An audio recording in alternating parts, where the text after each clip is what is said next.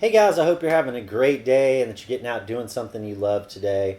I got out for a little while earlier this morning to metal detect. Garrett had sent me a new AT Gold to try out, and I'm going to do some testing with it against the AT Pro and that sort of thing. So I did get out. I didn't find anything. I did almost drown in some mud, and I got attacked by a spider, and I had an ice cream cone, so it was a big, exciting day. But for today's daily dig log, I wanted to talk to you about hunted out sites. Now, if you've been metal detecting or relic hunting or Native American artifact hunting for long enough, you've heard about sites that were hunted out. And you may even have a few sites that you feel like you personally hunted out.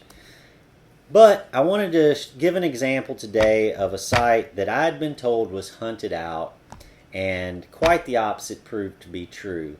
Now, this was a site that many of the local relic hunters had told me about, and they had told me about how back in the day there was relics everywhere, but it's hunted out now. There's no use even going over there.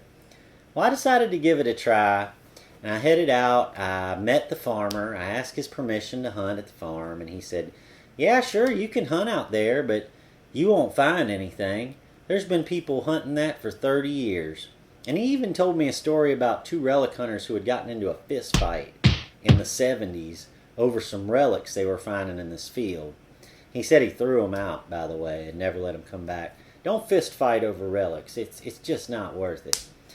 But anyway, I decided I would give it a try, and I headed out into the field, and I started hunting the obvious areas, the high ground and the land along the road. Wasn't finding anything. But I kept my head down, I kept swinging my Nautilus, and eventually I got a signal that sounded just like a mini ball to me. I dug down about a foot deep, and out popped a beautiful 3-ring Civil War mini ball.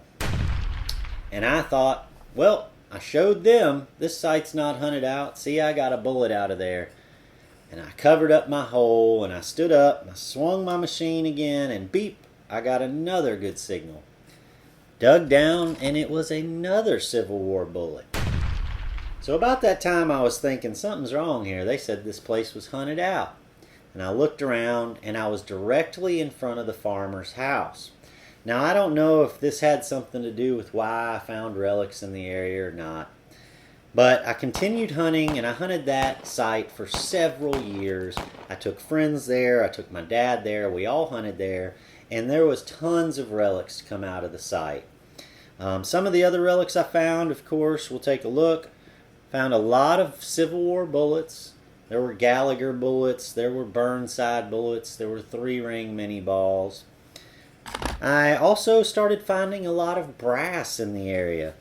There were a lot of knapsack hooks, some brass chains. There were brass gun parts, brass spur parts off of spurs from cavalry. There were brass stirrup parts. There were some of these toe taps. These would have went on the toe of your shoe to keep you from wearing your toes out too fast. There were little casings and cartridges from bullets from the Civil War, belt rivets. There were a lot of button backs, and this is a pretty common find in East Tennessee. The soil here is pretty rough on buttons, and most of the buttons you find here have just the back. The face has been eaten away by the soil conditions. But I was lucky enough to find a couple complete buttons, including this really cool General Staff Officer button. And this one is unique to me in that it has an iron back. And typically these buttons would have been a brass back button. And I've been told by some people that this could have been Confederate manufacture. But I really love that button. Also found this nice floral style button, large flat button. But after a while, I had begun to think the site was hunted out. And I went back a couple times. I dug this 1/4 stencil. It has a 1/4 mark on it. I don't know if that was for artillery or what that might have been for marking, but it's marked G.L. Farrell, 4th Street, Philadelphia. I think that was the manufacturer. was a great signal, and it was a huge signal that I had missed and everyone else had missed. And I began to think the site's hunted out, and I wasn't finding targets. They were getting fewer and farther between. Finally, about 4 months ago, I decided to go back to the site, and I took my pulse machine. I walked out into the field, and in about 10 minutes, I got a great signal. I dug down about a foot deep, and this beautiful gold ring popped out of the ground. Now, I've only found Civil War relics in this field. I've not found any other types of relics in the field. And looking at the ring, there is no marking inside. It's very clearly gold, but it's not marked as such. And it is also very clear that all of the work done on this ring, the inscriptions on the side and the embellishments on this ring, were all done by hand. Now, I have a very sneaking suspicion that a soldier lost this, whether it was his ring or a sweetheart's ring that he lost. But I loved that ring. I continued hunting that day, and I found a handful more bullets. So it is just a clear indicator that no site is ever truly hunted out. With new technology, new techniques, you're liable to start turning up relics everywhere in sites that are hunted out.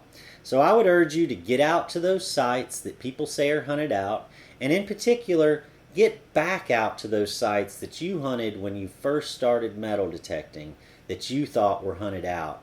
Because it's very likely, with your new skills that you've acquired over time, with newer technology, new patience, you will start to pull relics out of those hunted out spots. Alright, I hope you guys enjoyed today's episode of the Daily Dig Log. If you did, please share, subscribe, and I'll see you tomorrow.